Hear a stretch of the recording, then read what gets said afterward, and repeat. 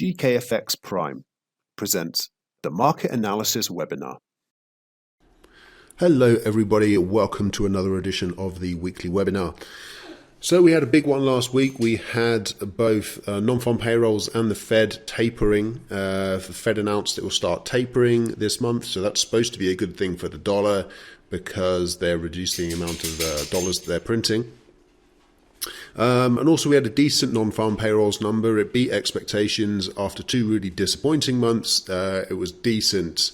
500,000 plus jobs created in October. So those were both two bullish things for the dollar, but actually, interestingly enough, just towards the end of the week, it seemed like a lot of that had already been priced in, and we actually got a bit of a bounce in the pound, bounce in the euro, and actually gold and silver looking a bit more promising, actually breaking a little bit out to the top side. Both of them finished the week higher, actually.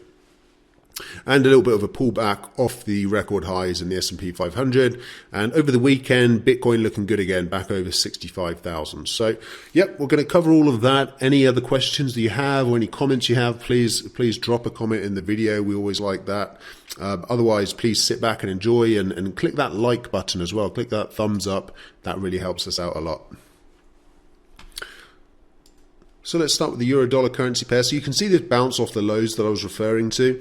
Interestingly enough, it comes with a bullish RSI divergence. You can see a matching low here in the RSI, but a lower low in price. And then followed by, if I zoom in a bit, you can see that was a bullish engulfing on the 4-hourly chart off that sort of downsloping trend line, if you like, through these recent lows. So a few reasons to think that maybe support is coming in here. And we are more or less, it is a downtrend, but you can see the downtrend's really slowed up. And just looking at the slope of the moving average, you can see we're pretty much flat now. So this is pretty much a range-bound market. So it wouldn't be such a crazy thought to think that we can actually just trade higher into the range over 116 and maybe test these highs again. Now this was obviously a pretty sharp drop. You don't typically want to trade against a move like that, but I think we are consolidating after that. And maybe the ultimate direction is lower here. But at the moment, it seems like a bit of strength coming back into the market. And I would say overall, this market's sideways. I'm looking for a more decisive drop under 115 to really show that the euro is soft again. Or just a decent bounce up towards 116. These peaks here, even a move to the top of the range for selling opportunities. But it doesn't really feel to me like there's an immediate need to sell at these current levels. It's you really just if you did so, you'd be selling at the bottom of a trading range, which in my experience tends not to be a good strategy. You want to buy at the bottom of a trading range, sell at the top of a trading range, or sell once the trading range gives way. And if we look at the kind of broad support we're dealing with here, it's kind of clear cut, right? I mean, these lows, there's been a few false breakouts, etc. But it's basically, if MT4 will let me draw this line, it's basically, that was our kind of false breakout. That's another way of looking at this recent bullish moves. We tried to break lower, bullish engulfing to the top side. So false breakout, that's a bullish thing as well. So overall, we just want to break down through, not a false breakout, we want a real breakout below 115.30. Really, that's what we're dealing with. To get bearish, I believe. Otherwise, we're still in this trading range and get a possible test of the highs up here again. Switching gears to the British pound, this is the daily chart. I just wanted to highlight the importance of the level we're currently dealing with, which is a shade under 135. This was the rally since the lows in September last year. And then you can see that we've basically corrected that 50%. Here's the 50% Fibbo. So we were roughly 38, now we're 50. Maybe it goes down to 61.8, who knows? And then just as a reminder, look at this level. This is really seriously what's holding up the price at the moment. This was major resistance. Price did break above it, hit the old highs, and then rolled over back to test the resistance as support. And so far, it's held as support. Now, last week looked pretty dicey for the pound. the thing I didn't mention in the intro was the Bank of England bailed out Andrew Bailey from the Bank of England bailed out on a rate hike. So obviously rate hikes are good for a currency, and especially when one is expected and then you don't do it, that's bad for the currency. So that pretty much explains why the pound had this pretty dramatic move lower last week. But it's held the support so far, and as I was just saying, this is major long-term support around 134. So a bit like the euro, I mean, we've had, some very sharp moves, and you don't typically want to buy into that. But overall, just look at this market. I mean, it's not really trending. It's going sideways. So when there's an opportunity to buy at the lows or sell at the highs, it's a decent opportunity worth considering. Now, if we do break through 134 and through this major support, then that would suggest to me a big new downtrend is going to take place, which will give you multiple opportunities to sell on something like a 4-hourly or an hourly chart. But for now, I think it's a range-bound market, and I'm more minded to look for moves to push up through 135 and retrace some of this weakness than expect the break to the downside. But, as I say, you just don't need to sell now. You can sell on the breakdown, or you can buy any of these lows. So, you've got multiple ways of approaching this. You just follow the price action. Switching gears to dollar yen, been less interesting, to be quite honest. It's in this tight trading range. Normally, particularly with dollar yen, obviously you have periods, if we look at the left of our screen, this was a very boring, tight bit of price action, but then look what happened afterwards. Boom, boom. So, some really good trending action happened after the boring sideways move when it was just in a trading range. You could expect some false breakouts. I mean, if we look back over time here, that was our kind of support, right? And we got a break lower, didn't really work. And eventually it broke to the top side. So maybe you'll get the breakout wrong a couple of times. But if you actually hit the right one and hold on to it, it can be really worthwhile. So the trend is definitely higher. We dropped a little bit below the 20-day moving average, I believe. I always check this. Yeah, 20-day moving average. We've dropped below that, so that's a slightly bearish sign. We're holding on to support. I suspect that any break through this support ends up being a false breakdown. But if it's not, then we've got 122. I think this old former highs through here, as well as if we look on the weekly chart, it sort of would make sense, right? I talked about this for a couple of weeks, I think. This is pretty major resistance that we're testing at the moment. It's causing some trouble with the price, but the price is not dropping dramatically. It's just consolidating, as we said, in a very tight range. Naturally, you would expect this to break to the top side, but it is major resistance.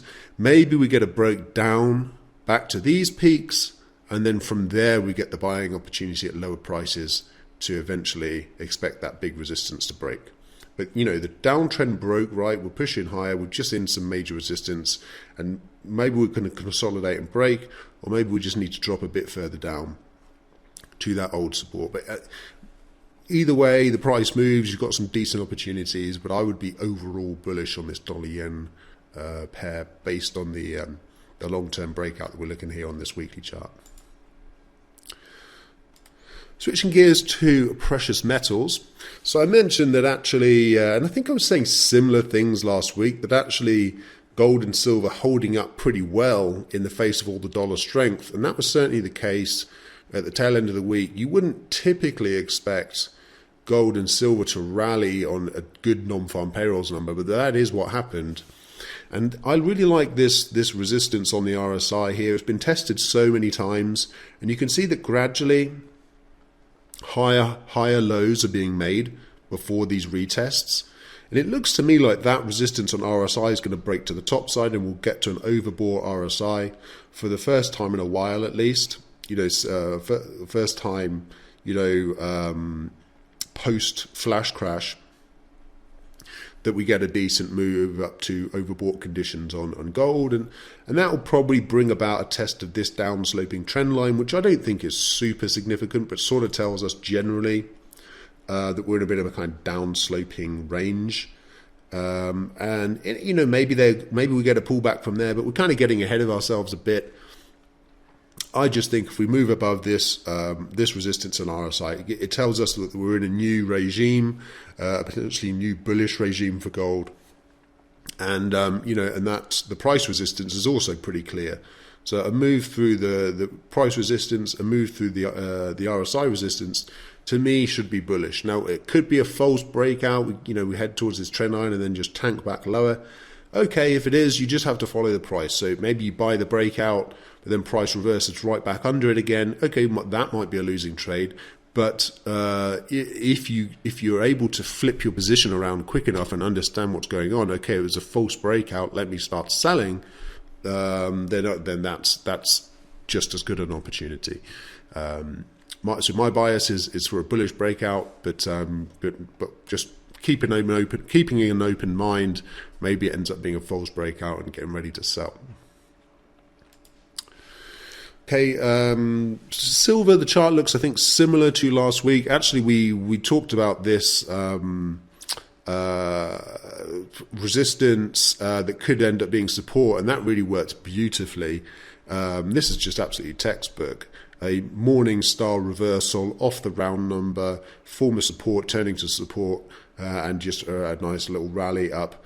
And on the 4-hour chart, you can see that it's actually taken out this down-sloping trend line, little break, little retest, and now pushing up again. So to me, this looks good. This looks like a rising market, and looks like we could be on for a retest of this 2480, I think, is roughly the resistance there. And then there's a bit of a kind of pivot area here. So you could sort of see these important levels are basically surrounding the 25 numbers. You've got about kind of 2550 maybe on the top side, 2480, two areas of resistance, basically around 25. But if we can make it through there, I mean, even just getting to the high, that looks bullish to me. The only thing not to get too caught up on, because we'd see a kind of trend break, we see all this kind of bullish stuff, but keep in mind that we're still, roughly speaking, are kind of in a range. So if that's the top of the range, this is the bottom of the range, maybe we just drop from the bottom of the range again. But the fact that we've rallied off the middle of the range rather than having come from the bottom, to me shows some strength, right? Because if it's just a range that goes bottom, top, bottom again, it's just kind of you're not getting strength from bulls or bears. It's just equal, right? But if you rally off the middle of the range up to the top, then it kind of shows that bulls came in more aggressively rather than just waiting to drop to the bottom, right? So that's kind of what we're seeing here, which would, to me, suggest some strength in the market. Switching gears to oil, and it was about time. I'd been early calling this several times, but we finally got a more decent correction in oil.